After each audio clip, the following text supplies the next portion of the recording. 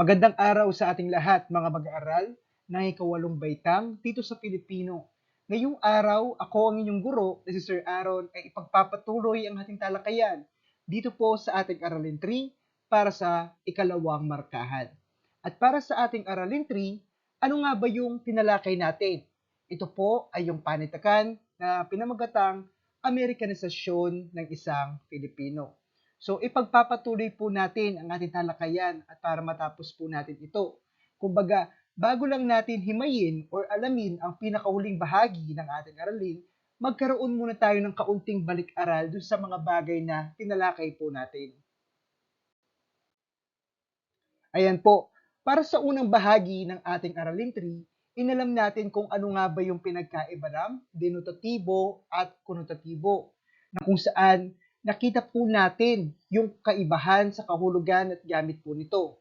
Basta lagi nyo lang tatandaan pagdating po sa konsepto ng konotatibo at denotatibo, ang denotatibo ay tumutukoy sa literal na kahulugan o ibig sabihin, ang kahulugan ng salita na nanggaling sa diksyonaryo o dictionary po natin.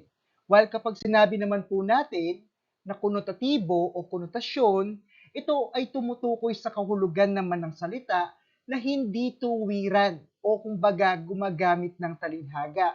Ibig sabihin, dito nakatago ang meaning ng ating salitang binabasa. Kagaya na lamang po ng mga halimbawa nating naibigay. Tulad nito, ang salitang bola, na sa denotasyon ang ibig sabihin niya ay isang laruan na hugis-bilog at tumatalbog. So kapag ginamit naman po ang salitang bola sa konotasyon, magkakaroon po ito ng ibang kahulugan. At ano yung magiging kahulugan niya? Maaaring ang maging kahulugan nito ay isang taong mayroong matamis na dila o ibig sabihin, ito yung mga taong magaling mambola. Ganon din po para sa mga susunod nating mga halimbawa na ipakita natin yung pagkakaiba ng definisyon ng isang salita gamit ang konotatibo at denotatibo, na kahulugan nito. Tignan pa natin yung isang halimbawa, ito yung kagaya ng buhaya. Ang ibig sabihin ng buhaya sa denotasyon ay isang mabangis na hayop, kagaya ng makikita natin sa larawan, kung saan ito ay tinatawag din na crocodile sa Ingles. While kapag sinabi naman po natin na buwaya sa pamamaraang konotasyon o konotatibo, ito ay maaari magkaroon ng ibang kahulugan. At ano po ang kahulugan nito? Maaaring itong pamatungkol sa isang tao o isang kurap na politiko. Yan po ang paggamit ng konotasyon at denotasyon sa mga salita po natin. Konotasyon o konotatibo o denotasyon o yung tinatawag natin na denotatibo. Okay? Then, kung di ako nagkakamali, meron tayong mga sinagutan na kagaya na lamang nito. At nakita natin dyan, dun sa mga sinagot ninyo, na talagang nauunawaan na natin kung ano nga ba ang pinagkaiba ng dalawa sa pamamaraang paggamit ng salita. Okay? So, matapos po nating tinalakay yan, itong konotasyon at denotasyon na ito, nagkaroon po tayo ng pagtalakay dito sa ating panitikan na kung saan ito'y pinamagatang Amerikanisasyon ng isang Pilipino. At kung maaalala ninyo, meron akong munang mga pinakitang mga larawan sa inyo na kung saan pinapili ko kayo mula sa mga larawan kung ano ba yung mas gugustuhin o mas pipiliin nyo at bakit yon yung bagay na napili ninyo. At napansin natin mula sa mga sagot ninyo, meron tayong kanya-kanyang opinion. Kung saan hindi lang pala itong mga basta-basta mga question. Kasi dito may ugnay natin yung ating aralin para sa araw na ito. Ito yung tinatawag na Amerikanisasyon, na kung saan nagmula daw yung Amerikanisasyon ng dahil sa tinatawag nating kolonyalismo, na kung saan dahil tayo sinakop din ng mga Amerikano, nakapagbigay sila ng malaking impluensya sa atin, na kung saan kahit hindi na sila sumasakop sa atin, nananatili sa atin yung kultura, maging yung mga paniniwala, at yung mga kaugalian o yung mga bagay na makikita rin sa kanila. At pag sinabi po natin kolonyalismo, kapag po naging grabe po ito, diyan po papasok yung tinatawag natin na colonial mentality. Nasabi nga natin na kahit na hindi na tayo sakop ng Amerika, para bang hinahangaan pa rin natin o mas ginugusto natin yung sa kanila, di po ba? At yan po yung kaugnayan niyan sa ating aralin na Amerikanisasyon ng isang Pilipino, na kung saan ipinapakita po dito kung ano nga ba daw yung mga naidudulot o nagiging dahilan ng Amerikanisasyon ng isang Pilipino. Ang panitikan po na ito ay isinulat ng isa sa mga tanyag na manunulat at tinatawag ding ama ng Komisyon ng Wikang Pambansa na si Ponciano B.P. Pineda. Siya po ang may yakda o sumulat sa sanaysay na ito na kung saan ibinahagi niya o inilahad niya yung kanyang kaisipan patungkol sa patuloy na nakikitang Amerikanisasyon ng isang Pilipino.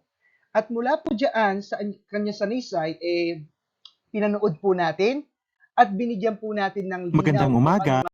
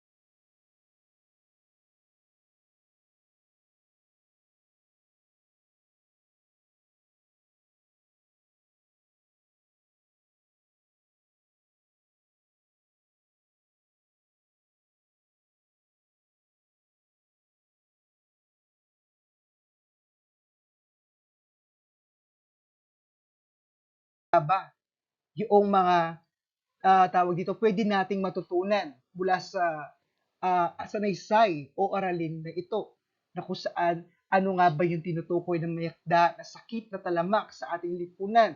Ito daw yung tinatawag na Amerikanisasyon.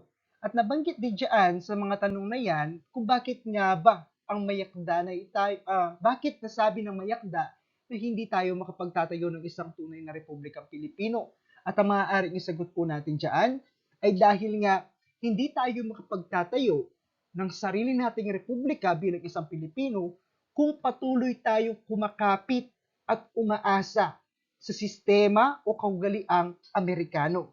Sumunod, sinagot din natin yung katanungan na mula dito na batay daw sa teksto, sinasabi na tayo ay kolonya pa rin hanggang ngayon pagkat ang sistemang nag-ahari sa ating bayan ay tulay na kolonyal. Tinanong ko kayo dyan kung kayo ba'y sumasang-ayon o hindi. At kung sumasang-ayon kayo o hindi, ipaliwanag kung bakit. Diyan po nagkaroon tayo ng iba't ibang paglalahad ng mga kasagutan natin. And unfortunately, pasensya na kayo kung sasabihin ko ito, karamihan sa inyo ay hindi naunawaan siguro yung tanong kaya medyo nalito doon sa kanilang pagsagot. Pero kung iisipin po natin, ganito lang po ang magiging kasagutan diyan. Maaari lang nating masolusyonan yung tinatawag na Amerikanisasyon na ito, kung tayo mismo bilang isang Pilipino, paiiralin natin yung pagiging makabayan po natin. Kung saan bago natin tangkilikin o bago natin mahalin, bago natin suportahan yung kultura ng iba, mas mainam na kilalanin muna natin yung sarili natin bilang isang Pilipino at mahalin muna natin kung ano ang sariling atin. Yun lang po para sa ating tinatawag na maikling buod mula doon sa aral natin tinalakay na tinatawag na panitikang Amerikanisasyon ng isang Pilipino. Ngayon, kung napapansin ninyo, sa maraming pagkakataon binibigyan ko kayo ng mga katanungan na kagaya nito. Dahil hinihingi ko po para sa inyo yung inyong paglalahad kasi doon natin masusukat kung gaano ba tayo kahusay na sumagot dun sa mga ibang mga katanungan na hindi lamang puro yes or no, hindi lang multiple choice. Gusto ko po nagbibigay ng mga subjective question na ito para maipakita ninyo yung tunay ninyong pag-unawa doon sa mga katanungan or aral ng kwento natin. Kasi hindi ko kayo matatanong isa-isa dahil medyo marami po tayo. Kaya naman ginagawa ko ipinapakita ko yung hinahanap ko yung sagot na pwede kong makuha sa inyo gamit ang mga talatanungan po na kagaya nito. So, dahil po pangkaraniwan natin ginagawa ang pagsagot sa mga ganitong klase ng mga tanong, so mas mainam siguro talakayin natin ang uling bahagi ng ating aralin na tinatawag na iba't ibang paraan ng paghahayag o yung tinatawag natin na paglalahad. Ngayon, para po sa huling bahagi ng ating aralin 3, aalamin po natin kung ano-ano nga ba yung iba't ibang uri o mga pamamaraan sa pagpapahayag o paglalahad natin. Kagaya na lamang na ginawa doon sa sanaysay na naglahad yung author ng kanyang damdamin, opinyon at saloobin patungkol sa Amerikanisasyon ng isang Pilipino. So, mas mainam din na maintindihan natin kung paano nga ba isinasagawa ang isang paglalahad na kagaya noon. Maliwanag po ba? Okay. So, bago po tayo magsimula, alamin po muna natin kung ano nga ba ang kahulugan ng isang paglalahad. Sinasabi daw na ang paglalahad ay nagpapaliwanag, nagbibigay, kaalaman o pakahulugan at nagsusuri upang lubos na may paunawa ang diwang inilalahad o nais ipaabot ng nagsasalita sa manunulat. Sa madaling salita po, sa pamamagitan ng paglalahad po natin, madali nating naipapakita yung ating paliwanag, yung ating kaalaman o yung ating pakahulugan patungkol sa mga bagay-bagay. Ganoon lang po yung kadali. Ibig sabihin, nagpapaliwanag po tayo. Nagbibigay tayo ng kaalaman o nagbibigay tayo ng definisyon dun sa mga bagay na alam po natin. Ngayon, sinasabi rin na maaaring ito ay tumutugon sa mga katanungan kung ano ang katuturan ng isang bagay o salita. kung paano ang pagsasagawa ng isang bagay at kung ano ang kakayahan ng isang layunin o yung tinatawag nating isang simulain. So sa madaling salita po, maaaring tumugon ang paglalahad sa pag-i-explain po natin ng mga bagay-bagay o yung mga gusto nating sabihin. Katulad na lamang ng ginawa ni Ponciano B. Pineda sa kanyang salisay na kung saan yung kanyang kaisipan patungkol sa tinatawag na Amerikanisasyon ay inilahad po niya. Ipinakita niya kung ano yung kaalaman niya tungkol dito. Nagpakita siya ng iba't ibang paraan kung ano nga ba yung pinaka-explanation ng Amerikanisasyon nito. At dun sa bandang dulo, nagbahagi siya ng isang resolusyon o tinatawag nating rekomendasyon patungkol sa pag-abolish o pagtanggal sa Amerikanisasyon sa isang Pilipino. So, sa madaling salita lang po, pag sinabi natin paglalahad, ito yung tinatawag natin na pagpapaliwanag o pag-explain po natin ng mga bagay-bagay. Okay? So, pagdating po sa paglalahad, meron po tayong iba't ibang uri o iba't ibang paraan na tinatawag. At magsisimula po tayo dito sa pinakaunang uri o unang paraan ng paglalahad. Ito po yung tinatawag natin na pag-iisa-isa. Ulitin ko, ang pinakaunang uri o paraan ng paglalahad ay yung tinatawag nating pag-iisa-isa. Ngayon, ano nga ba ang pag-iisa-isa na ito? Ito ay isang paraan ng paglalahad ng isang kalagayan o sitwasyon sa pamamagitan ng maayos na paghahanay-hanay ng mga pangyayari ayon sa talagang pagkakasunod-sunod ng mga ito. Sa madaling salita po, sa pag-iisa-isa rin, dito ay malinaw na ipapakita ang mga dahilan at bunga ng mga pangyayari. So, ipinapakita daw dito sa pag-iisa-isa ang malinaw na dahilan at bunga ng mga pangyayari sa pamagitan ng pagpapakita ng maayos na sequence o yung maayos na pagkakasunod-sunod ng mga detalye or pangyayari na inilalahad po natin. Okay? So, yun po yung tinatawag na pag-iisa-isa. Sumunod naman sa isa pang paraan o uri ng paglalahad ay yung tinatawag natin na, ito po, pangalawa ay yung paghahambing at pagsasalungatan. Ngayon, alam ko medyo pamilyar na kayo sa mga terminolohiyang ito. So, sa madaling salita lang, ginagamit ang paghahambing at pagsasalungatan sa paraan na ito sa paghahambing ng magkatulad at pagkakaiba ng mga bagay-bagay. Ibig sabihin, ginagamit daw ang paraan na ito sa paghahambing ng magkatulad at pagkakaiba-iba ng mga bagay. Sinasabi rin na ang paraan na ito ay ang pinakamalimit na gamitin. Dahil nga malimit siya o hindi siya gano'ng nagagamit dahil nga pinapakita lang sa paglalahad na ito yung kaibahan at yung pagkakatulad ng bagay. So, ibig sabihin, bago mo magamit yan, kailangan mayroon ka munang dalawang bagay na pagkukumparahan. So, hindi naman sa lahat ng paglalahad, nagkukumpara tayo o nagbibigay tayo ng pagkakaiba. Kaya naman, pinakamalimit daw po siyang gamitin kasi kailangan mo ng dalawang subject or dalawang topic bago natin magawa ang paglalahad dyan. Pero sa madaling salita lang, pag sinabi natin paghahambing at pagsasalungatan, pinapakita lang natin dyan kung ano nga ba yung pagkakatulad at pagkakaiba ng mga bagay na inilalahad po natin. Let's say, for example, gamitin natin yung favorite natin example ng McDonald's and Jollibee, di ba?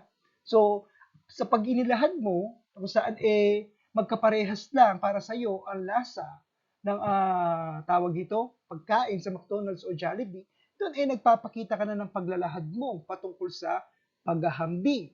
Kung pinapakita mo naman na kung saan parang mas angat sa iyo yung isa, doon ka naman magpapakita ng pagsasalungat. So, ibig sabihin, dalawang magkaibang topic, dalawang magkaibang bagay, pinagkukumpara o pinaghahambing po natin.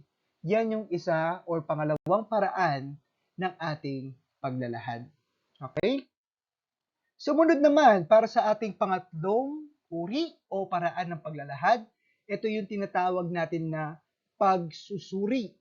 Pag sinabi po natin pagsusuri, Sa paraang ito ay sinusuri ang mga salik o yung tinatawag na factors sa Ingles o bagay-bagay na nakakaapekto sa isang sitwasyon at ang pagkakaugnay-ugnay ng mga ito. Lagi nyo lang pong tatandaan na pagdating sa pagsusuri, mayroon po tayong ginagawa dyan na pagsusuri. Ibig sabihin, inaalam natin yung mga factors o yung mga salik na sinasabi dito para makita natin kung ano yung mga bagay na nakakaapekto doon sa mga bagay na inilalahad po natin. Ulitin ko, pag sinabing pagsusuri, ito ay nagpapakita ng pagsusuri ng mga bagay-bagay o mga salik na nakakaapekto sa isang sitwasyon at ang pagkakaugnay-ugnay ng mga ito. Maliwanag po ba? Okay. So sumunod naman para sa isang uri pa ng paglalahad natin, ito pa yung isang paraan. Okay? Ito naman yung tinatawag natin na sanhi at bunga. Ngayon, kung maaalala ninyo, pag sinabi nating sanhi at bunga, dyan po ay nagpapakita lang tayo ng dahilan o yung resulta din ng mga pangyayari po natin. So, ibig sabihin po, sa paraan ng paglalahad na sanhi at bunga, tinatalakay rito kung ano ang sanhi o dahilan at kung ano-ano ang kinalabasan. Sa paraang ito ay madaling makikintal sa isipan ng mambabasa o nakikinig ang mga pangyayari.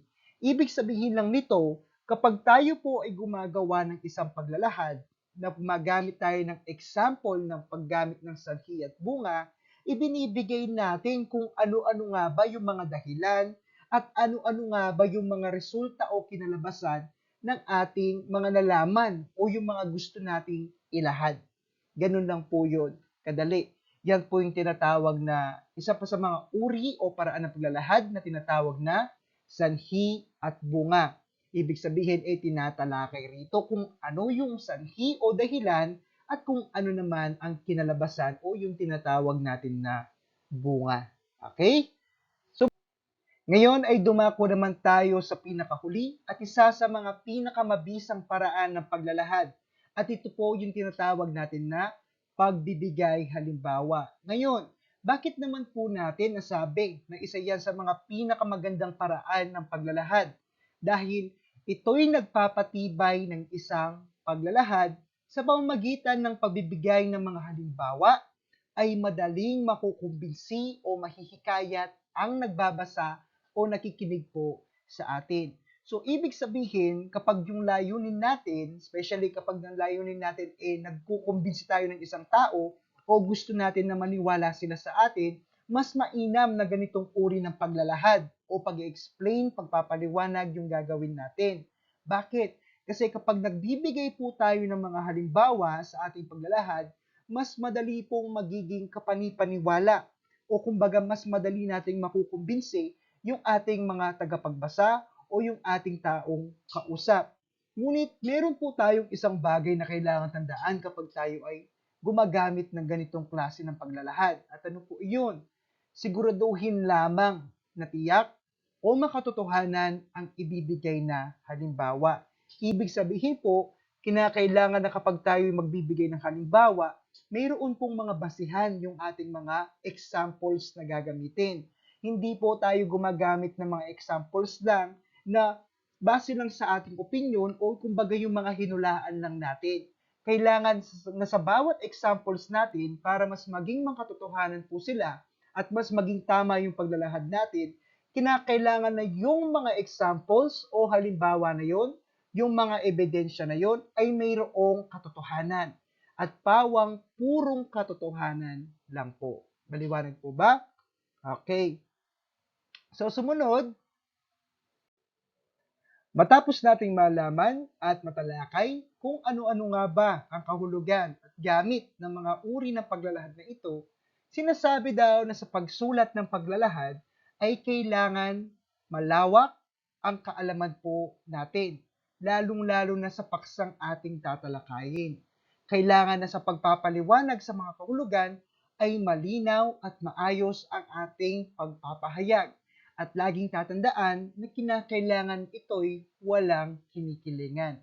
Ibig sabihin po, hindi po tayo dumedepende sa ating sasabihin base lang sa ating komisyon o base lang dun sa taong kausap po natin. Kinakailangan na sa bawat paglalahad po natin, malinaw at maibigay po natin ng tama yung mga mensahe o kaalaman na nais nating iparating. At sa pamamagitan po ng paggamit ng iba't ibang uri o paraan ng paglalahad po natin, mas magiging magaan o mas magiging madali para sa atin na makipagkomunikasyon o makipag-ugnayan at makapagpaunawa para po sa ating mga kapwa. Muli, bago po tayo magtapos sa ating aralin o talakayan para sa araw na ito, balikan lang natin ng kaunti ang ating mga tinalakay. Para sa ating talakayan ngayong araw na ito, inalam natin ang iba't ibang paraan ng pagpapahayag o paglalahad. At para sa paraan ng pagpapahayag po natin, mayroon po tayong 5. At ang una sa mga paraan na ito ay yung tinatawag na paraan ng pagpapahayag na pag-iisa-isa. Sumunod naman ay yung tinatawag natin na paraan ng pagpapahayag o paglalahad na paghahambing at pagsasalungatan. Pangatlo naman para sa ating paraan ng pagpapahayag ay yung tinatawag natin na pagsusuri. At pang-apat naman para sa uri o paraan ng paghahayag natin ay yung tinatawag na sanhi at bunga na kung saan nagpapakita tayo ng dahilan at resulta ng mga pangyayari. At panghuli, isa sa mga pinakamaganda at pinakamahusay na pamamaraan ng paglalahad, kung tayo man ay maglalahad, ito yung pwede nating magamit para mas mapatibay natin yung ating paglalahad. Ito yung tinatawag na paraan ng pagpapahayag o paglalahad na pagbibigay ng halimbawa. Maraming salamat sa pagkikinig mga mag-aaral ng ikawalong baitang. Naway meron kayong naunawaan at nalaman para sa araw na ito. Hanggang sa muli natin pagkikita, maraming salamat.